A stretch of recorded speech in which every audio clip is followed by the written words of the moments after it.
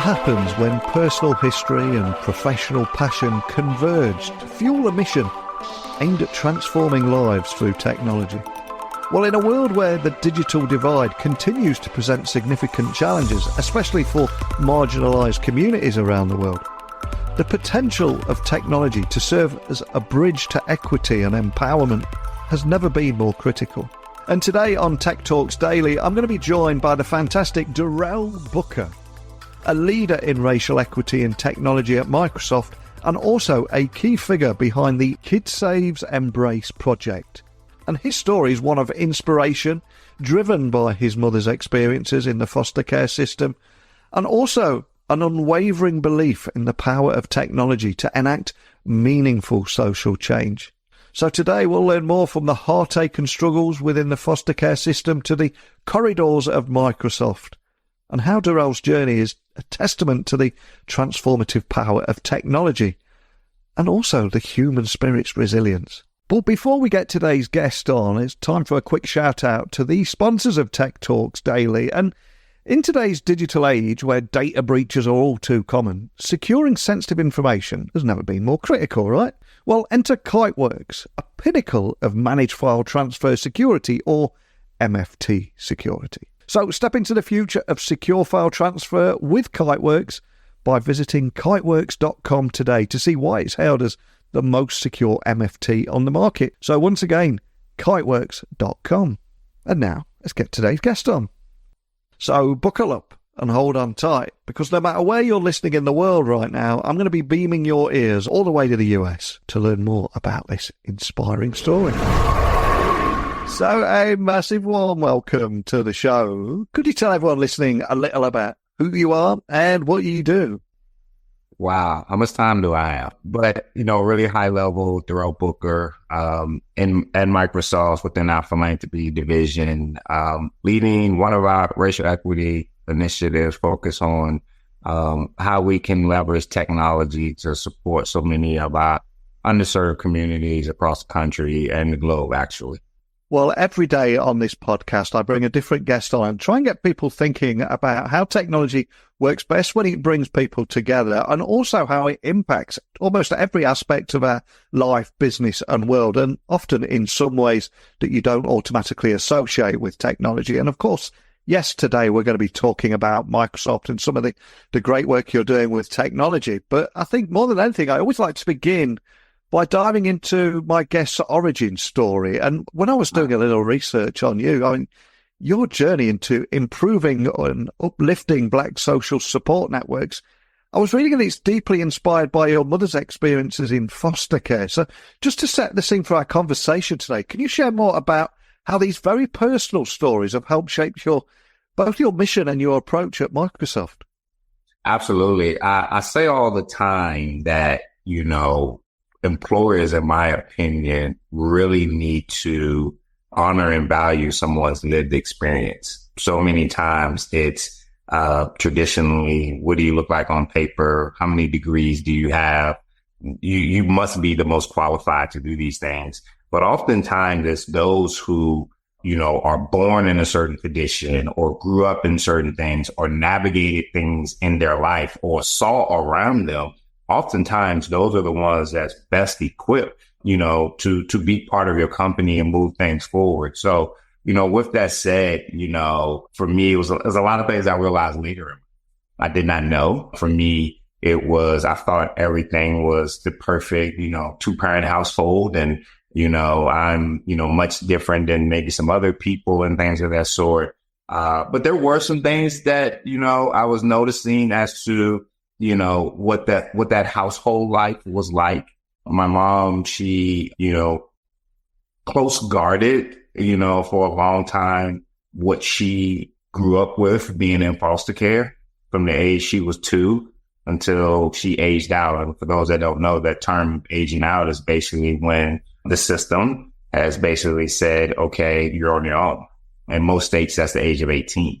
And I think for a lot of people listening who may have a child that's 19, 20, or 21, you're probably still taking care of them as of this date. So imagine someone who doesn't have a family being supported, through government assistance, and at the age of 18 saying that you're on your own.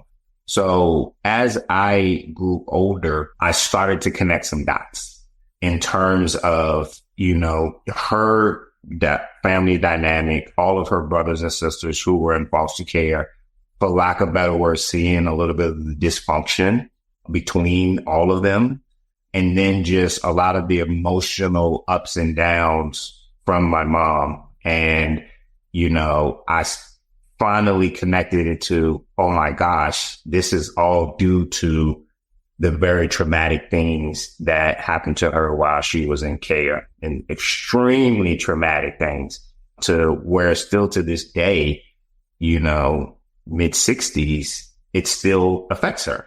So for me, growing up in a household where someone has went through those things, found a love for technology at an early age, and then got to that point to where in my career, how can I use my experience in technology to make a positive impact? And like I said, instead of just working for someone and helping them make money, how can my experience in tech help for something good? So that's when a total mind shift happened for me. And I became very involved in technology, first off, supporting the child welfare industry. It's such a powerful story. And one of the things I always say on this podcast every day is the importance of bringing in diversity of thought into the tech industry. To solve complex technological problems, you need people that don't just all look the same and think the same. We need so many different people in the tech industry now, and it is improving, but there is so much work that needs to be done. And again, one of the things that attracted me to you was when I was reading about the Embrace project, which is a pivotal initiative aimed at understanding and improving the experiences of Black youth and families within the child welfare system. Again, inspirational work. But for people that are hearing about it for the first time, can you tell me a little bit more about your role in helping this Embrace project achieve its goals as a task force member? Yeah, so kudos to the Kids Save team for not only standing up the Embrace project, but building a very dynamic task force. I mean, as someone that's been on different boards and advisory things, you're strong as that task force. And we have a very diverse task force where we all bring something different to the table. We have people who are former foster youth. We have people who are working at the intersection of changing policies within child welfare. And then, you have someone like me who is really focused on, like I said, how can technology help to improve, especially in an industry where it's essentially non-existent. My work began, many years ago with a nonprofit called Think of Us. And we held the first foster care technology hackathon at the White House in the Obama administration, where we brought child welfare officials and tech leaders together for 2 days of hacking. And the aha moments that happened there were crazy. You had, the tech leaders saying, you're still doing what on paper? And then you had the child welfare officials saying, oh, we can do what with tech? And, when you think about this is the most vulnerable population that exists, and they're not leveraging technology the way they are. So when we think of the Embrace Project, which is, focus on our Black youth in care, how can technology help at least on some of the things so that, improving the numbers around Black youth disproportionately being removed from their households? That's an issue. And then, how can we, all the way to the other end, how can we look at improving the adoption rate? And where are those bottlenecks there? How do we bring more awareness to, not only potential Black families, but non-Black families as to the need here, making sure that they're getting the mentoring and things that they need so that we can even improve those adoption rates. So we're kind of looking at things from both ends of the foster care system, from the, what's happening at the very beginning all the way to, if a child does end up in care, how do we get them a forever home and a forever family? And from a personal level, why do you think the Embrace Project is so important? And what are some of your personal goals into ensuring it's a success too? Yes. for those, make sure you remember the Embrace Project is focused on, our Black youth that are in care. So when you think of someone being in foster care, regardless of your race, then if you think of being Black within America, and then put those two things together, these young people have such an uphill battle throughout their life and there to come. And, the fact that we are, have such an intense focus on having racial equity in this country, and then you layer on you're a young person who don't have a family, you're in foster care, you may be in a group home. These are the people that just need so much attention. So that's what this Embrace Project is really all about, is just having an intense focus on this extremely vulnerable population. And the sooner we can provide the support and the things that they need and get them a family and get them safe and secure with a roof and food and clothes and education, they will be better suited for what I had to face as growing up, as a Black man in this country, going into a field where, I was the only Black person and being a minority as it relates to that, and just some of the things that I've had to deal with. So that's why this is just so important. And then for me, because I was not myself in foster care, but I'm a product of someone who was in foster care, it's very important for me to be involved with this because I've witnessed the generational effects of someone being in foster care. What people do not realize is, especially if you have someone who has a child at an early age who's in care, 15, 16, 17, 18, whatever age you want to say it, and their child is in those surroundings with them as mom is in survival mode. You follow me? And even though, mom may get to where she needs to be and she lands on her feet and things are better for her, there's so much that's still inside of her because of what she went through. And those traits and those things are passed down to that child. That child is seeing and witnessing everything. So there's so much in me and just who I am that I directly relate to my mom and what she went through.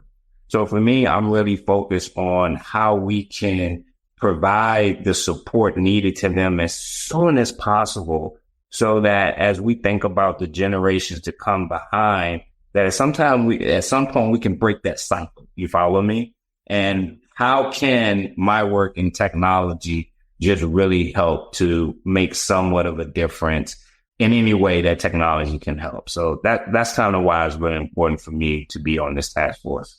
And I think it's so important to shine a light on technology's role in social equity. And when I was researching, I was also reading that you believe strongly in the power of technology to advance the policy goals of the Embrace Project as well. So I'm curious, just to bring this to life a little, are there any examples of how technology is being used to make a tangible difference in these communities? Is there anything you can share around that? Yeah, absolutely. And, one of my favorite sayings is technology is the greatest equalizer of all disparities. And it definitely applies here. That we really also need to focus on as it relates to tech is just a pure data collection and things that's happening within some of these child welfare offices across the country. There's still a lot of antiquated system of, caseworkers taking notes on paper and, manually entering them into systems. Disconnect in the sharing of data from a local agency up to the state level, and then from the state level to the government. Data is very lacking. The reports that come out around the number of youth in care and identifying them are not real time at all. The example I love to use all the time is, but Amazon knows exactly which warehouse has the product, which shelf has it, what robot is going to get it. I mean, the way technology is used in some of these other sectors just totally is mind blowing how different it is within child welfare. So that's one thing that, technology can really, really just help with. Technology can help with just spreading the, awareness, like I said, of the issues, the disparities, and the needs. So many people are just very unaware of, the foster care and just, how many people in the state of California or LA having the biggest, foster care population. There's somebody in LA that says, I didn't even know that exists. Right. Nobody's talking about these things.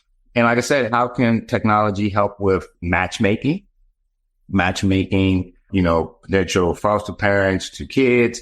How can it help with the mentoring, the training? How can it help with the onboarding and all of the things that they need to do within their local government to get certified to be a foster parent? Like, the list goes on and on as to the ways that technology can help, including being in the hands of those young people who are in care, whether they're in a foster home or in a group home. How can technology help to make sure that they get access to the resources that they need and start to really put the power or really put their future in their own hands? If they don't have a family, you follow me? How can maybe technology be that thing that can help, like I said, level the playing field for them a little bit and help them get what they need?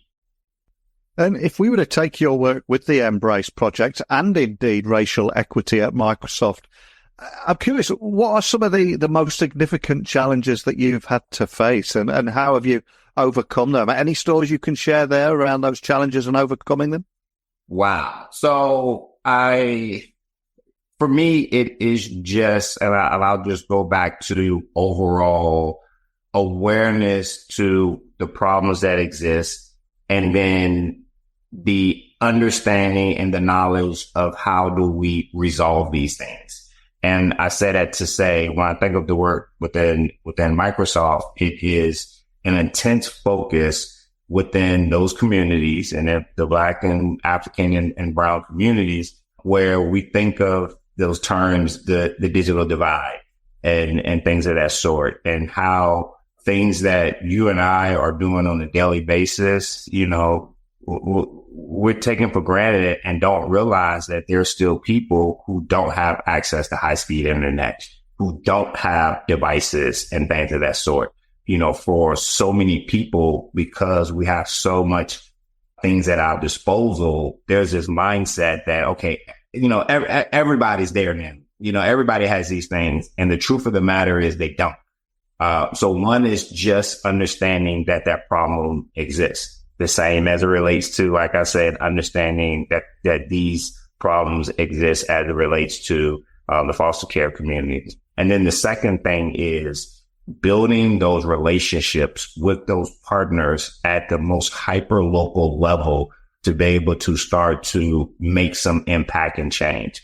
So my work at Microsoft is really connecting with those nonprofits and community-based organizations at the neighborhood level, because those are the ones that are touching the people that are most vulnerable and saying, okay, how can our technology support you? The same as it relates for Embrace. These are the entities in the communities that are touching our foster youth on a daily basis. So there's some things that can happen at a policy level that's, nationally. Yes, we need to have that motion, but we also need to be building that momentum and that ground force with those relationships at a hyper-local level, delivering them the tools and the resources that they need so that they can effectively serve the people that we're trying to get to. And if we were to look ahead, how do you envision the role of technology continue to evolve and also further support and uplift Black social support networks and indeed the wider community? Is there anything you can share about what makes you hopeful about how things will evolve and how this will further improve? Yeah, I'm very hopeful. I can remember definitely 10 years ago, but I can even say 5 years ago, some of the resistance in society to various elements within technology. And to me, there was a huge shift when people realized how much they were using technology to advance their personal life, that then they started to make those comparisons to what they're doing at their job. And, starting to question, well, how come we can't do this? How come we don't have these systems to do this? There's a better way. There's a better way. So we are beyond the point now when people don't understand how technology can improve.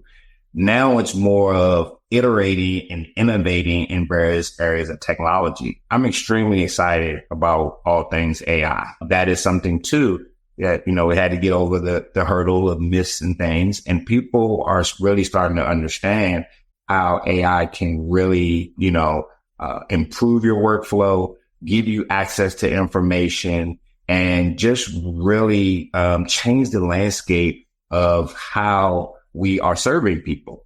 And so to be able to see organizations, and especially those nonprofits who are serving those vulnerable people that I mentioned, the more that they start to leverage AI, it will help them be more productive with the minimum staff that they have, the minimum resources that they have. It will help them to be able to do more analytics on data, data that they have, that they're capturing. They know the number of youth they're serving. They know all of these things. They have them in the system. They can't afford a data engineer or data scientist to be able to crunch numbers for, but to have AI do those things for them so that at a self-service type of level, they can start to evaluate the impact that they're having with their social services. And they can actually start to pivot and make decisions. So much of this work that people are doing is feel good work, and feel good in terms of these are passionate people.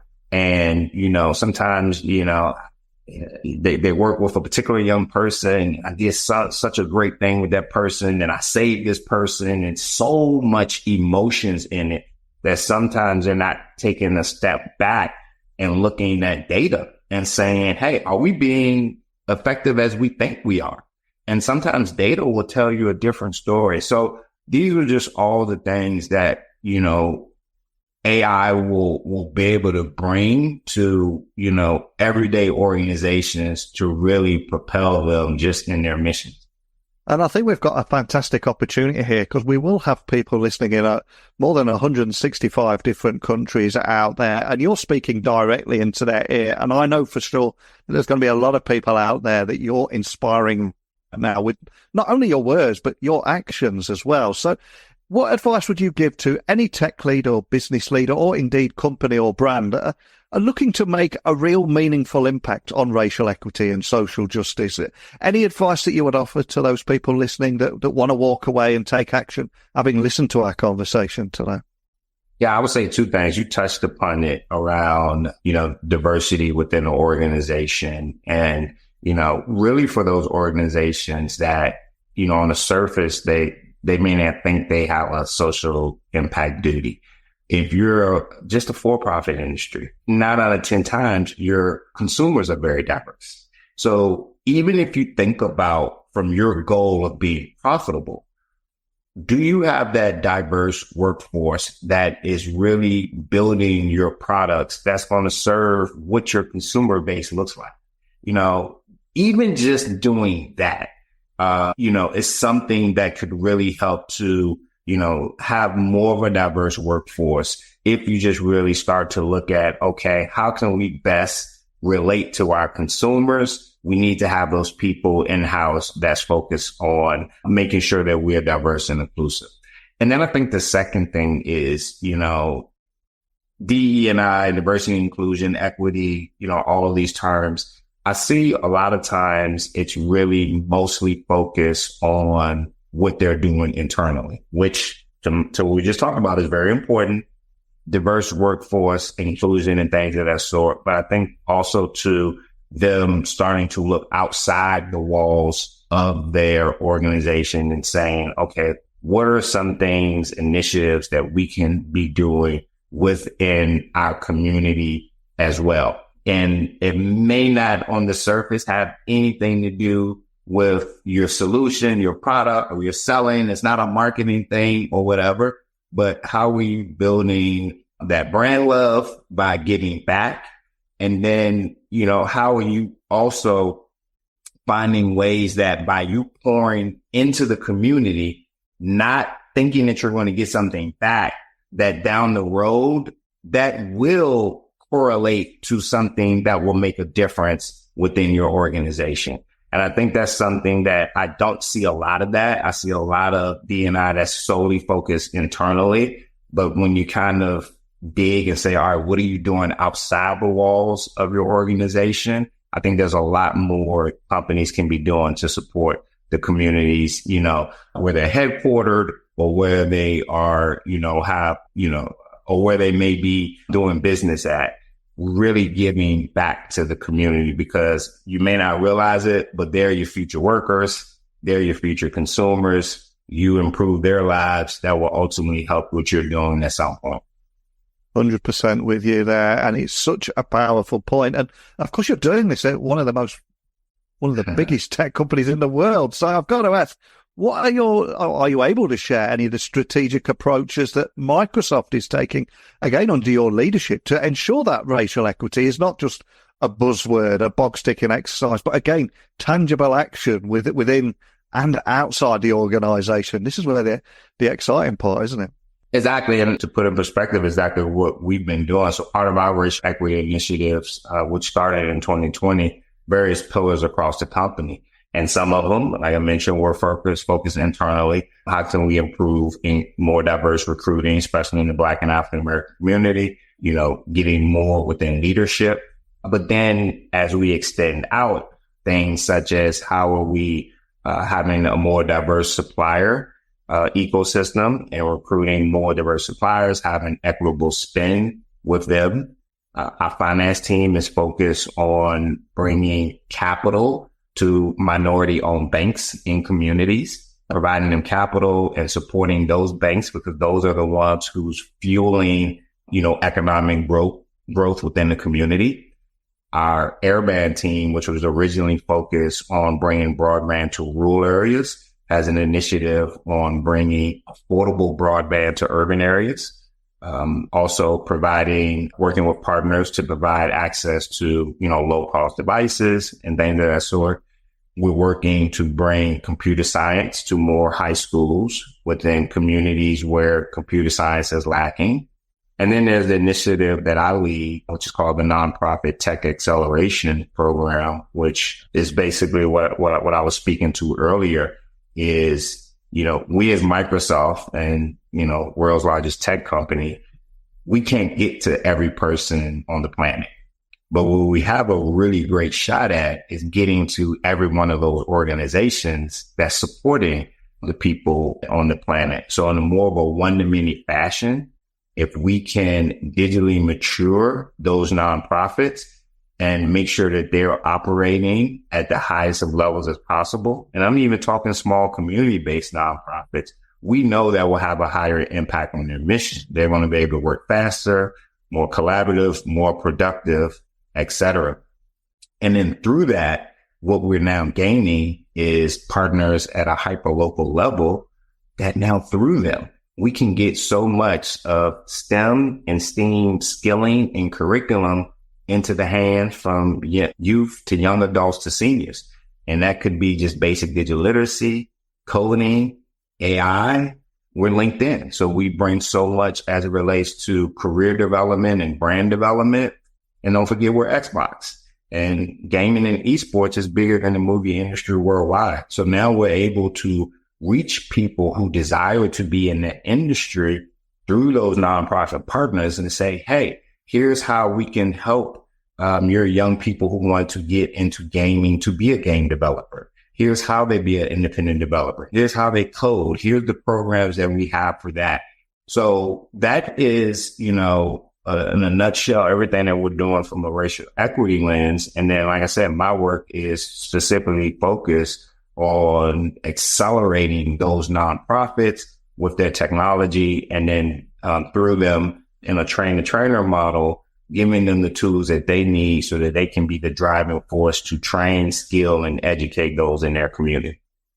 Incredible work. It really is. And I'm not sure how much you could share. You've shared so much already today, but is there anything else around the next steps for the Embrace project, Microsoft's initiatives in racial equity, where you go from here, or any teasers around upcoming projects or collaborations, anything you'd like anyone listening to be aware of? Well, with the Embrace project, we have some pilots kicking off in some certain cities where one of the things that we're really focused on is some of the matchmaking process, connecting, potential foster parents with youth, and then also the mentoring piece. That is something that's really big. How can we wrap our arms around those potential foster parents or current foster parents and making sure that they have the support that they need? Even from a culturally engaging standpoint, especially if you have a Black youth who may be adopted by, say, a white foster parent, how can we support them in understanding what that child's needs is? That's something that's very critical. Wow. As it relates to Microsoft, I don't even know where to start. We'll probably need another passage to tell you that. But I will say that at least within philanthropies, we're really focused on driving innovation with those nonprofits, them leveraging AI for their usage, but then also bringing AI skilling, especially around generative AI, to as many people as possible, getting Copilot in the hands of as many people as possible, them understanding how they can, be a prompt engineer and they can be building their own GPTs and things of that sort. Because we just, like I said, really see AI as a future. So just really, really doubling down on just the awareness of that, being very equitable, making sure that as many people can get their hands on it now. Because what we don't want is that digital divide to continue to grow. So as technology innovates and advances, we need to reach out to as much of the population as soon as possible, so that we have that equal playing field in terms of tools that people are using. Well, I cannot thank you enough for taking the time to sit down with me, share your story, how you're making a difference with technology, adding a lot of positivity and hope back into the world. And Lord knows we need a lot of that right now. And for any of those people that are listening, they want to take action now, they want to contact you or your team or find out more information. Where would you like to point everyone listening? So first of all, for the Embrace Project, please visit embrace.kidsave.org. Sign up to the newsletter where you'll get all the information about everything that we have coming up. Also follow KidSave on all social. And then for me, at Darrell Booker on all social platforms, DarrellBooker, especially LinkedIn. That's probably where you'll see the most, as well as Instagram. And then for all of you all, if you know of a nonprofit who is in need of some donated license, who's in need of our engineering team to really help support and move them forward, does not matter the size of the nonprofit, be a one-person nonprofit, please urge them to join our Tech Acceleration Program at aka.ms/NTA. That's aka.ms/N as in nonprofit, T as in tech, A as acceleration. I'll make sure all those links are added to the show notes so people can find you nicely, easily. I just love chatting with you today. Such a powerful story that I'll know will resonate with people all around the world. From your mum's experience being a kid in a foster care home, how that inspired you to improve, create and uplift Black social support networks, and why you believe in the power of technology to advance the policy goals of the Embrace Project, and the great work you're doing with Microsoft too. So much gold in there, but I'm going to see if there's something we can do for you in return now, because some of the biggest names in business, VC funding and tech have either been guests or may even listen to this podcast. So is there a person you'd love to have a private breakfast or lunch with? Who would that person be and why? Because he or she might just be listening to our conversation, and let's see what we can manifest together today. I would love that, and put me on the spot. So I don't know a single person name, but I will say this, of the type of person. It takes a village to be able to make this impact. And I'm very collaborative. We at Microsoft are very collaborative. We can't do it all by ourselves. So if you're someone in a position and, you have a similar mission in terms of just, improving the community, supporting nonprofits, supporting our foster youth, and you feel like you have something that missing piece of the puzzle or something else to add, or I am extremely collaborative, I would say, please reach out. Let's connect. Let's figure out how we can come together. And, when we're doing this type of work, there's no competitiveness at this point. This is where, even tech companies can come together to be able to have an impact in our community. So I said to say, if you're someone out there who something that you heard really strikes a chord with you and you want to partner together, it takes a village. And I love to be able to collaborate and making a difference. What a beautiful answer. I will throw that out into the universe, into internet land and beyond. More than anything, just a real privilege for me to spend a bit of time with you to share that story with not only myself, but with people around the world. Thanks again. Thank you for having me, and thanks for the platform. The more that we can have these conversations, the more that we can have the awareness I mentioned, the more that we can move towards some solutions to some of these problems. So thank you. For me, I think it's clear that the intersection of technology and social justice holds unparalleled potential for creating a more equitable society. And Darrell's work with Embrace Project and his dedication to using technology as a tool for advocacy and change, this not only shines a light on the critical issues facing black youth and families within the child welfare system, but also serves as a beacon of hope for what can be achieved when passion meets purpose. And I think it's his personal connection to the cause, coupled with Microsoft's commitment to racial equity, that helps underscore the profound impact that technology, when harnessed with intention and empathy, what difference it can have on addressing systemic challenges and uplifting undeserved communities. And as you know by now, I say at the end of every episode, technology works best when it brings people together. And Darrell's story today exemplifies that. So as we all reflect on today's discussion, let's consider the ways in which we can all contribute to bridging that digital divide, supporting initiatives that aim to make a difference in real people's lives, and how we can all leverage our own platform skills and resources to advance the goals of projects like Embrace. Give back to your community. And also what steps we can take to ensure the benefits of technology are accessible to all, regardless of backgrounds and circumstance. Please share with me your thoughts today by emailing me, techblogwriter@outlook.com. You can connect with me on LinkedIn, Twitter, Instagram, just at Neil C. Hughes. I'd love to hear how you feel that technology can continue to be a force for good in the world. We see all those bad news stories that generate huge clicks and divide people on the internet right now. I think it's time to strike a better balance and showcase more positive stories like this on the positive difference that technology can have on the world. And remember, innovation isn't just about technology we create. It's about the futures that we can imagine and the lives that we can change. So that's it for today. Hopefully you'll join me again tomorrow for another inspiring story like this. But thank you for listening as always. And until next time, don't be a stranger.